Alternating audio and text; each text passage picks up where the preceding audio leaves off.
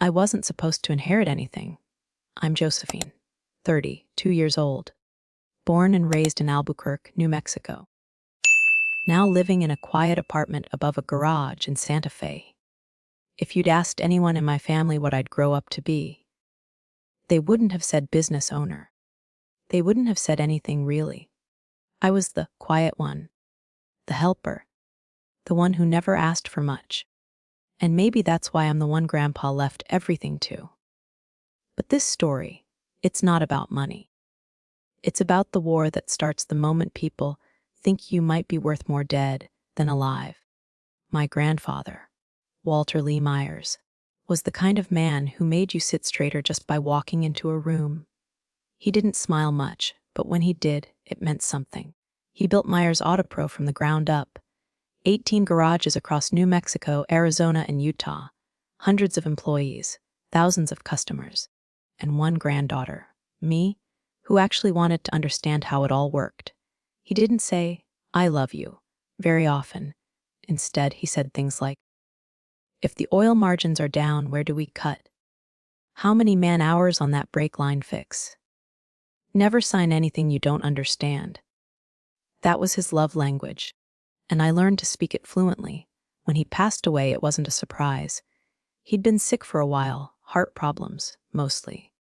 Still sharp, still stubborn, but tired. He died holding my hand. No grand declarations, just one quiet whisper, "Don't let them ruin what I built." At the time, I didn't understand who "them" was. I do now. 2 days after the funeral, I got the call from my mother. Her voice was sharp, cold. "No, how are you? No, I'm sorry. Just, we need to meet. It's about the estate." I already knew what she wanted.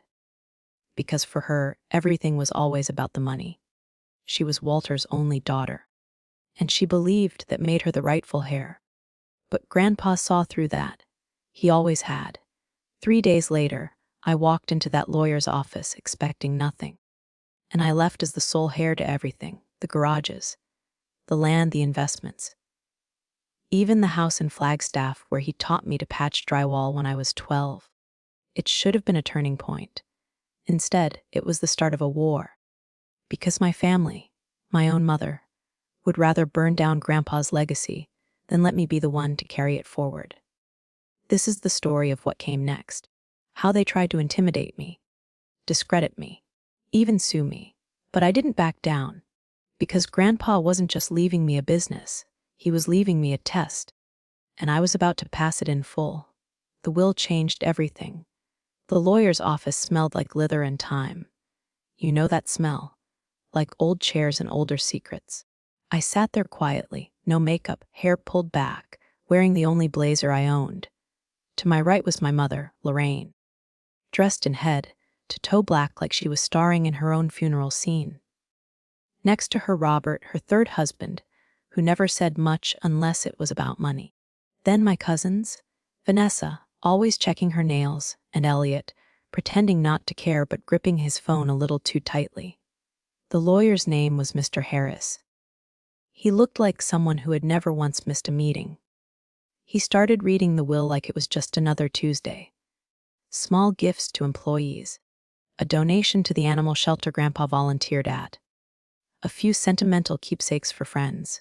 No one flinched. No one cared. But then he looked straight at me, and everything stopped. To my granddaughter, Josephine Lee Myers, he read, "I leave the remainder of my estate, including all business holdings, financial investments, real estate, and personal belongings, with the exception of items specifically gifted above." There was a moment of silence so heavy it made the air feel thick. I didn't react. I couldn't. I sat perfectly still, heart pounding in my ears. Then it happened. My mother slammed her hand down on the table. No, this is a mistake." He was confused. "Read it again." Mr. Harris didn't blink. This will was updated 6 months before Mr. Myers passed. He was of sound mind and signed it with full legal counsel and 2 witnesses. I oversaw the process personally. Vanessa started crying. Elliot looked like he wanted to disappear. Robert clenched his jaw, gripping his briefcase like it was the last thing he owned. And me, I just sat there, every emotion under the sun crashing inside me. Grief, shock, relief, guilt. Because I knew what they didn't. Grandpa had planned this. He used to call me to the garage after hours, hand me printouts, financial reports, ask me hard questions and wait. I thought he was just testing me. Now I know, he was training me. If revenue dips 12%, he asked once, what's the first thing you cut? Overtime, I said, sweating. Then promotional expenses. Never fire, never panic. Adjust and ride it out. He smiled. You're the only one who gets it. After the will reading, my mother didn't speak to me. Not until she cornered me in the parking lot. She lit a cigarette like we were in some courtroom drama. This isn't over, Josie. I'm not letting this slide. I looked at her, at the woman who gave me life but never once gave me space to live it. I didn't take anything, I said. I'm just honoring what he wanted. She scoffed. What's the word of a dying old man worth, anyway? That was the moment I knew. She wouldn't stop. This wasn't grief, it was greed. Pure, simple, ugly. 3 days later, Vanessa texted me. Family dinner. Uncle Greg's. 7 sharp. Mom says you better show. No, please. No, how are you? Just a thinly veiled ambush. I saw the trap from a mile away, and still, I went. Because Grandpa once told me, never hide from a fight. Show up, quiet, prepared, unshakable, so that's what I did. The ambush. Uncle Greg's house hadn't changed since I was 10. Same faded shutters, same cracked driveway, same porch light that flickered like it couldn't decide whether to give up or keep trying. I stood outside the front door, holding my breath. It was quiet, too quiet, and I knew why. I wasn't walking into a family dinner. I was walking into a setup. The door opened before I knocked. Vanessa, tight smile, lipstick too red. You're right on time. Inside, the lights were dimmed unnaturally low. Scented candles everywhere. Too many, too strong. It smelled like an apology trying too hard. In the living room sat the entire cast, my mother, Lorraine, arms crossed, Robert, pretending to be invisible Uncle Greg, uncomfortable in his own house of Vanessa, now perched beside a stranger in a slick gray suit, with a leather briefcase. I didn't need an introduction. That was their lawyer. My mother stood up, voice syrupy, sweet. Josephine, this is Mr. Caldwell, our family's legal advisor. I stayed standing, looked him dead in the eyes. Since when does this family have legal advisors, Mom? She tilted her head like a game show host. Since you decided to keep what doesn't belong to you. There it was. No more pretending, no more masks. I walked slowly to the only open chair, hardwood, no cushion, deliberately placed far from the coffee table. Power move. Didn't work. I sat down calm. So, I said, is this dinner or a courtroom? Mr. Caldwell opened his briefcase, pulled out a stack of papers with tabs and color-coded stickers. Calculated. Scripted. We're hoping for a reasonable resolution, he began, given the unusual outcome of the estate. The family has concerns regarding the legitimacy of the will. I cut him off. The will was prepared by Attorney Harris, reviewed by 2 doctors, and witnessed. If you're accusing me of manipulating my grandfather, say it plainly. The room tensed. My mother leaned forward, venom in her smile. You whispered to him every day while he was dying. You took advantage. You were always his favorite. Vanessa chimed in. He wouldn't have cut out his own daughter. It's not fair. I turned slowly to her. Where were you when he forgot his bank passwords? When he asked for help reviewing the garage leases? When he couldn't walk down the stairs? She looked away. Robert coughed but said nothing. Mr. Caldwell cleared his throat. We have a proposal. Return ownership of the company and investment accounts. You may retain the Tucson properties in a fixed financial settlement. I didn't blink. I reached into my bag, pulled out a sealed folder. Inside, a certified copy of the will. Doctor's notes, witness statements, medical records. No one in this room understands Walter Myers like I do. He left this to me because I respected it. I didn't steal. I didn't beg. I was chosen. My mother slammed her palm down. You're not better than us. I stood. Voice steady, cold. No, I'm just not for sale. You're tearing this family apart? I didn't flinch. This family was broken long before this. Grandpa just stopped pretending. I walked out the door, into the freezing Flagstaff air, and I didn't look back. That night, I opened the small safe Grandpa gave me before he passed. Inside was a leather-bound journal labeled in his handwriting, Th Memoro Terech. I hadn't dared to read it before. But now I needed to see. And what I found would change everything. The mirror of truth. Back in my apartment, I locked the door behind me and sat on the floor. The folder was warm from my hands. Inside a brown leather notebook, worn edges, Grandpa's initials on the corner, WLM. The first page was simple, just a sentence. If you're reading this, you already know the fight has started. My throat tightened. Every entry was dated, labeled, and devastating. March 2010, 7,500 to Lorraine. Claim for Vanessa's tuition. Found Julie receipt instead of 14, 12,000. Said it was for roof repairs. Saw Robert's Instagram post Mexico Beach Resort. November 2017, Nalazalozen. Said Elliot had medical bills. Photos show Vegas wedding trip instead. There were 37 entries, all similar, tiny lies. Woven into stories of hardship, and he had tracked them all. I felt something inside me snap. Not from the numbers, but from the realization she didn't just lie to him. She stole from the man who never stopped loving her. She cried wolf so many times that when the fire was real, no one believed her anymore. I scrolled through my mother's old Facebook photos. November 17, 2017. She was outside a luxury spa in Sedona, captioned, "Renewing my soul to love better. Fun blessed self-care." I flipped back to the notebook. Same day, 15,000. Claimed Elliot was in a car accident. There had been no accident. My hands were shaking, but I kept going. Grandpa hadn't just recorded what she did. He left commentary, tiny notes, underlined phrases. Love without boundaries becomes fuel for abuse. She doesn't lie to survive. She lies to control. Josephine, if you're reading this, protect yourself. And protect what matters. That was the last note on the final page. I closed the book and stared at the ceiling. This wasn't just evidence. It was his confession, his regret, and his final request. The next morning, I took the entire journal to my attorney, Helen.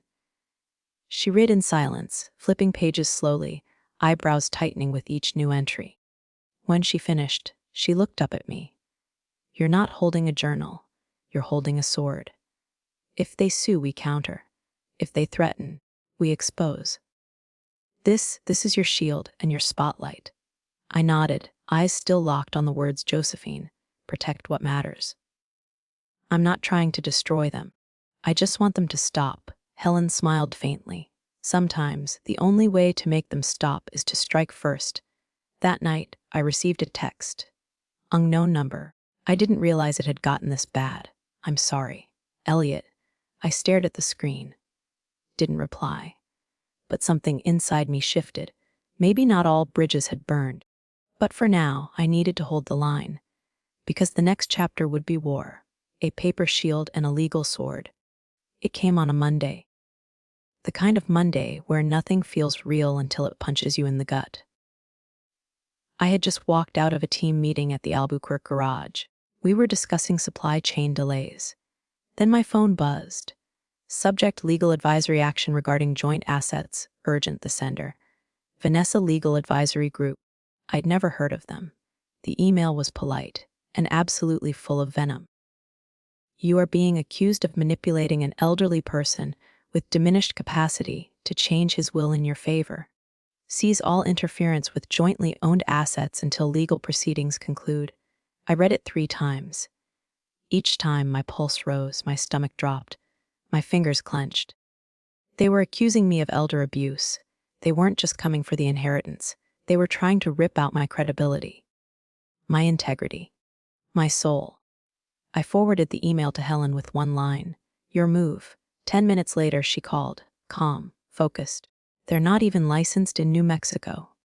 Vanessa Legal Advisory is a private advisory group, not a law firm. No court authority. They're bluffing." I felt my hands relax slightly. But Helen wasn't done. This is intimidation dressed up as legality. If you reply, even politely, they could twist it. You don't respond, I will. And we strike first. That same day, Helen called Dr. Everett, my grandfather's primary physician for the last 8 years. A careful, sharp man in his 60s with a steady voice. We met in his office on Wednesday. When we explained the accusation, his eyes narrowed. Then he said, Walter wasn't just lucid when he updated his will. He was adamant. He explained every decision clearly, and he gave us written and recorded consent. My jaw dropped. There was a recording. Helen leaned in. Do you still have access to it? Dr. Everett nodded. Clinic policy. We record legal, adjacent decisions with patient consent. Walter gave full permission. We requested the audio and a written statement. By Thursday, Helen had the file. I listened to it alone, sitting at my kitchen table. And there it was. My grandfather's voice, clear, sharp, unmistakably him. My daughter Lorraine has received over 300,000 in undocumented aid. She has shown no capacity or intent to carry this business forward. Josephine understands what this means. She's the only one I trust with the legacy I built. This isn't just about money. This is about purpose. My hand was covering my mouth. Tears slipped down silently. Helen wasted no time. She drafted a cease and desist, sent it to every email and P.O. box associated with Vanessa Legal Advisory Group. She didn't use insults. She used facts, dates, testimonies, medical evaluations, legal validity, and attached the audio file, 12 minutes of truth that cut like a blade. But my mother wasn't done yet. That evening, a blog post appeared, shared by one of her old friends on Facebook. Ambitious granddaughter manipulates dying grandfather into changing will. A modern American tragedy. No names, but every detail matched me. A garage in Santa Fe, a grandfather's estate, the timing, and the comments, they were worse than I expected. Young people will do anything for $1 these days. So easy to pressure old folks when they're vulnerable. She should be ashamed. I turned off my phone, closed my laptop, sat in the dark for a long time, not crying, not screaming, just cold and clear. I looked at the ring Grandpa gave me at graduation. Inside it was engraved. I whispered, Grandpa, they're trying to bury everything you stood for. But they don't know who they're dealing with. I'm not scared. Because now I wasn't just defending an inheritance. I was defending a legacy. And this war, it was just getting started. When the quiet ones strike back, 3 days after Helen sent the cease and desist, I heard a knock on the garage office door. It was 5:42 p.m. We had just closed for the day, and standing there in a faded hoodie and dusty sneakers was Elliot, my cousin. The one who barely spoke during the will reading. The one who silently watched our family implode from a corner of the room. Now he was standing in front of me, backpack slung over one shoulder, eyes heavy, lips tight. I didn't know where else to go. I didn't say anything, just stepped aside and let him in. I made us ginger tea, the kind Grandpa used to drink on cold nights. Elliot sat on a worn plastic chair, hunched forward, hands clasped. He didn't drink, didn't fidget, just stared at the floor. Finally, he spoke. You already know, don't you? I stayed quiet. About the fake hospital bills, the scholarship lies, the yacht trip during that so-called depression leave. Still, I said nothing. He nodded anyway. As if saying it out loud finally made it real. He pulled out a crumpled phone from his pocket. Last night, I overheard Mom talking to Vanessa. She said, if she couldn't squeeze anything out of you, everything they planned since February would fall apart. He paused, then added, she also said Grandpa's death was well-timed, but not as convenient as she hoped. My stomach flipped. That wasn't strategy. That was cruelty. She called it a strategic drop, Elliot repeated bitterly. I looked at him, really looked. Gone was the clueless college kid. In his place was a young man haunted by the lies he'd inherited. And finally, breaking free, he rubbed his face with both hands. Josie, I want to leave home. I can't go back there. I don't have rent money. No clue where to start. Then, almost whispering, can I stay here? Just for a few weeks. Maybe help around the garage. I didn't hesitate. My apartment has a spare room. You can crash there? But, I added, narrowing my eyes, if you stay? No sleeping in, no slacking off, and no just figuring myself out speeches. He cracked the first real smile I'd seen on him. I'll wake up before you. That evening, I brought Elliot home. He didn't bring much. Just that same worn-out backpack and a single hoodie. But something in the air shifted. The apartment felt less like a bunker and more like a beginning. I handed him an extra blanket. He helped me sort Grandpa's old repair manuals. No drama, no speeches, just quiet rebuilding, one shelf at a time. Elliot didn't just settle in, he got to work. He landed a job assisting at one of the garages, took notes during meetings, learned how to track inventory, memorized customer names. He wasn't brilliant, but he was sincere and determined. One day, while locking up, he turned to me. Do you remember how Grandpa always cursed the AC filters before May? I laughed. That man hated dust more than taxes. We both laughed, really laughed. For the first time in weeks, the air felt lighter. Then, 4 days after Elliot moved in, Helen sent me a file. Subject line: time to strike back. Attached was an 80-page document. Every piece of evidence. The audio recording, psych evaluations, signed witness statements, bank records, Lorraine's signed receipts from past transfers, and a list of social media posts cross-referenced with fake emergency claims. It was surgical, precise, undeniable. Helen's voice on the call was clear. We don't threaten. We don't insult. We show them the truth. I looked at the final page. One signature caught my eye. Lorraine Beckett. Signed acknowledgement that 25,000 was given to her in 2020 for personal use. Non-refundable. I stared at it, then nodded. Send it. 3 days later, Helen called. I have news. They folded. My heart paused. What do you mean? They've withdrawn all claims. Unconditionally. They know they can't win. They changed their group name, by the way. Beckett Family Advocacy Services. Probably to hide from the blowback. I leaned back in my chair. The war apology. No retraction. Just quiet retreat. And honestly, that was enough. I stepped out into the garage lot. Elliot was wiping down tool shelves. I said, they dropped the claim. He stared at me, then exhaled.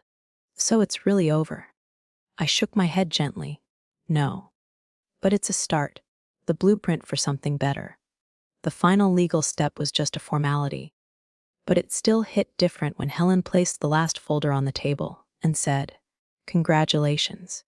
You're now the legal owner of the entire Myers Autopro legacy. I didn't cheer. Didn't cry.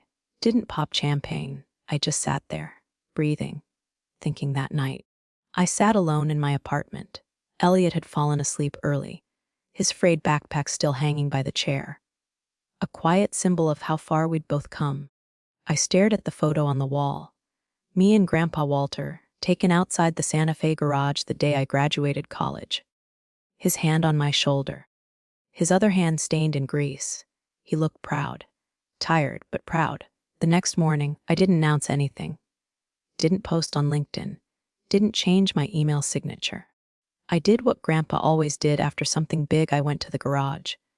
With coffee and pastries. Morning meeting. I said as I placed 2 apple turnovers on the table. The same way Grandpa used to.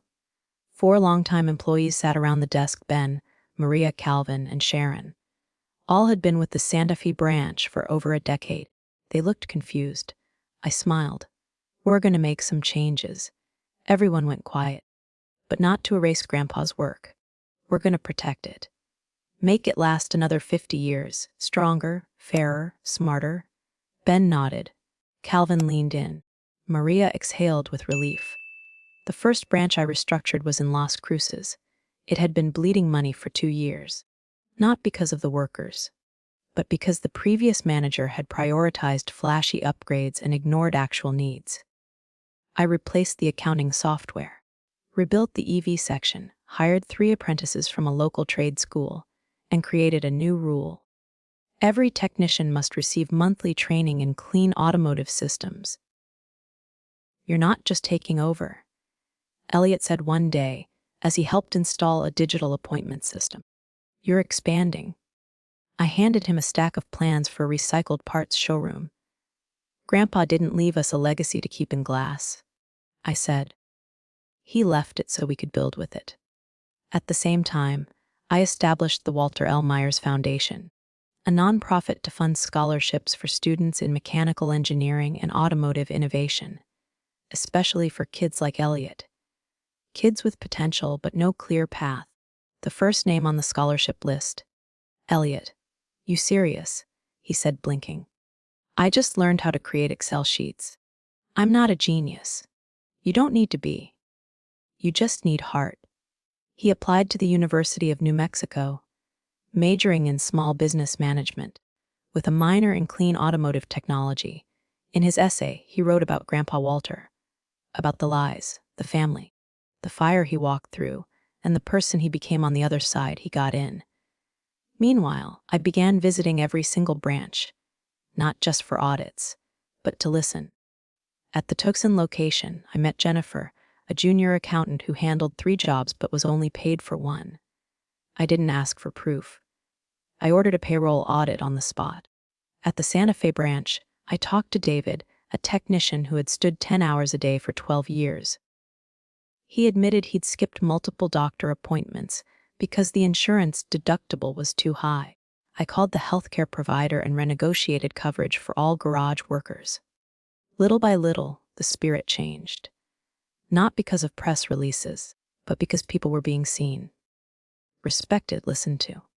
One afternoon in June, I received a letter, handwritten, from a scholarship recipient in Gallup. "Thank you for believing that a mechanic's kid and a bakery worker's son could become an engineer. I won't let you down." I folded the letter, placed it next to Grandpa's photo in my office. And for the first time, I realized I wasn't just protecting a legacy. I was living it. Accused of forgiveness. It was a quiet Tuesday. I was reviewing supply chain reports in my home office when the doorbell rang. I assumed it was Elliot, who had gone out for groceries, or maybe a delivery. But when I opened the door, I froze. It was Vanessa, no heavy makeup, no designer sunglasses, just her, hair pulled back, dark circles under her eyes, holding a thick envelope. She looked like someone who hadn't slept in days. "Hey," she said, her voice small. "Do you have a minute?" I didn't move for a second. Then I opened the door wider. "Come in." She stepped into the living room, eyes drifting to the photo of me and Grandpa above the bookshelf. We sat across from each other. No coffee, no pretense. She placed the envelope on the table between us. Inside, a handwritten letter, a legal withdrawal form for all previous claims, and, most surprisingly, an application to a community counseling program in Flagstaff. At the bottom, a signature. "Lorraine Beckett, my mother. I know you probably don't believe me," Vanessa said quietly. "But Mom started therapy 2 weeks ago. Not consistently, but she's going. Voluntarily." I studied her face. There was no smugness, no manipulation, just tired truth. "I didn't come here to ask for anything," she continued. "I just wanted you to know I understand now. And I'm sorry for not speaking up sooner." I didn't speak, but I nodded, not forgiveness, but acknowledgement, a start. "If your mom is really trying to change," I said at last, "let her. But don't expect me to go back to a family that never existed." Vanessa lowered her head. "I understand." When she left, I didn't walk her to the door, but I kept the envelope. And for the first time in months, I didn't feel angry. A week later, I received a letter in the mail. The return address read simply L. Beckett, no postage, hand-delivered. 4 lines, written in neat, careful script. "Josephine, thank you for preserving what we couldn't. If someday you want to talk, I'll be here." Mom, I read it once, then twice. Helen, my attorney, shrugged when I showed her. "You don't owe her anything," she said. "But I think one day you'll answer." I didn't respond to the letter. Not yet. But I did something else. I called Dr. Everett. Not for legal documents this time, but to schedule a session. For my mother. A real one. Not for court. For healing. Elliot noticed the shift before anyone else. She texted me yesterday, he said. One night as we closed up the shop. What'd she say? She didn't ask for money.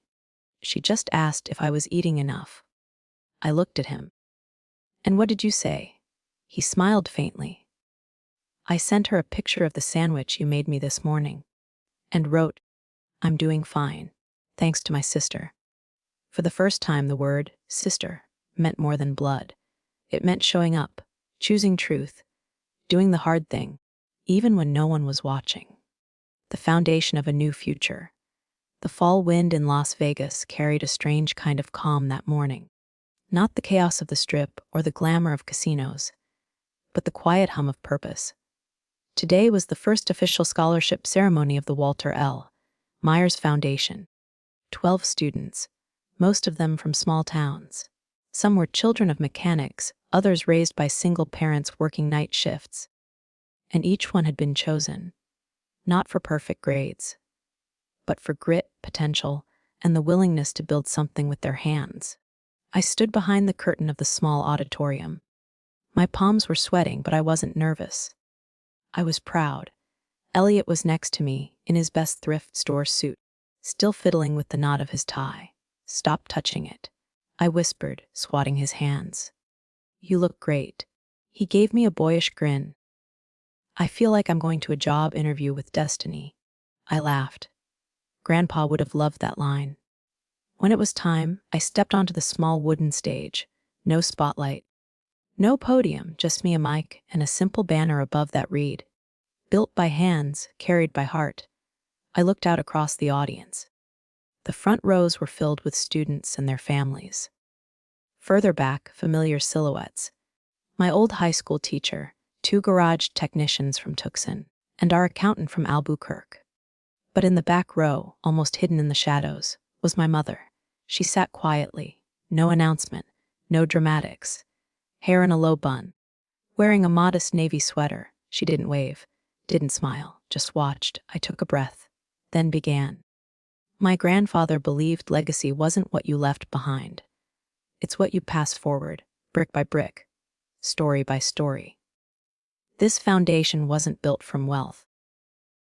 It was built from nights he stayed late at the garage, teaching me how to balance a ledger. From mornings he handed out apple turnovers with paychecks. From the belief that every person has value when someone believes in them. And today, we were passing that belief forward. One by one, the students walked across the stage. Some had tears in their eyes. One boy's hands shook as he received the scholarship certificate. A girl hugged me and whispered, "No one's ever said I deserved anything before." I whispered back, "You do." When the ceremony ended, people mingled in the hallway. Elliot was handing out cookies he baked the night before. I slipped away for a moment, just to breathe. And that's when I saw her. My mother, standing near the wall, staring at the photo board of Grandpa Walter. She didn't turn when I approached, but she spoke. "He looks younger in these than I remember." "He smiled more with you," I replied. She nodded. "I don't expect forgiveness." "I know," I said. She finally looked at me. Eyes older, softer. "You did good, Josephine, not dramatic. Just honest," I nodded. I had a good teacher. We stood in silence for a moment longer. Then she stepped back, gave me a small envelope, and walked away. Inside was a donation check. Not large, but handwritten. To the Walter L. Myers Foundation. Signed Lorraine Beckett. That night I didn't cry. I didn't even feel victory. What I felt was peace. A strange, gentle kind of peace I hadn't known in years. Because finally, this legacy, the one Grandpa spent his life building, wasn't just protected, it was growing. Not in courtrooms or bank accounts, but in classrooms. In late-night garages.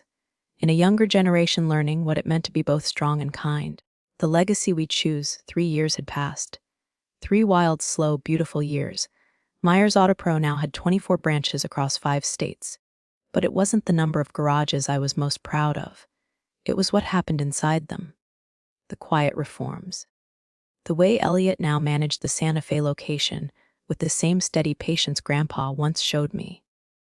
The scholarship students who had gone on to become mechanics, engineers, even small business owners, and the conversations I had started having again with my mother. No, we never became close. But we became something better, honest. She never asked for anything again, and I never needed to punish her. Once she came to the Santa Fe garage just to drop off a box of Grandpa's old tools. "I don't want them forgotten," she said softly. Neither of us cried. We didn't need to. Vanessa. She's studying to become a therapist now. Her application essay was titled, "How Silence Breaks People and How Listening Heals Them." I read it. I sent no comment. But I did donate the printing fee for her textbooks, anonymously. Elliot graduated last spring. He gave a speech to a packed auditorium. In it, he said, "I once thought family was blood. But my sister taught me that family is action. It's protection. It's rebuilding when everything breaks." I stood in the back row again, just like my mother once did. Except this time I wasn't hiding. I was glowing, and Grandpa, he's still here. In the ring on my hand, in the name on every uniform. In the way I ask each new intern, "If your profits drop 12%, what's the first thing you'd cut?" And every time they squirm, I smile. Because that's how you build resilience. One question at a time. On the 5th anniversary of his passing, we held a small memorial at the first garage in Santa Fe. Elliot brought donuts, I brewed the coffee. My mother came, quiet but steady. And when I spoke, I didn't talk about the inheritance, or the lawsuit, or the money. I just said, "My grandfather didn't leave us riches. He left us the tools to build our own." That night, I walked alone through the empty garage. The smell of oil and coffee still in the air. I touched the photo of Grandpa on the wall. He looked so proud. And for once, I didn't feel the need to say anything out loud. Because some legacies aren't about what you say. They're about what you keep doing, long after the noise fades. What did you feel from Josephine's journey? Would you have made the same choices? Let us know in the comments.